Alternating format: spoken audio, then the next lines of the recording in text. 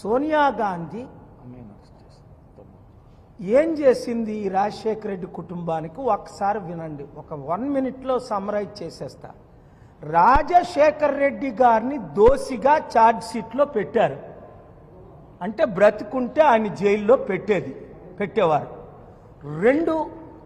32 కేసులు పెట్టి జగన్మోహన్ రెడ్డి గారిని 16 నెలలు జైల్లో పెట్టారు.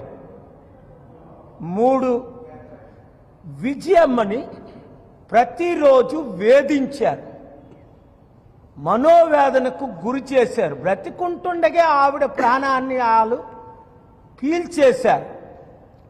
4 శర్మిలాని వీధిలా తిప్పారు ఆంధ్రప్రదేశ్ రాష్ట్రం అంతా పాదయాత్ర పేరుని కాంగ్రెస్ని తిట్టుకుంటూ. 5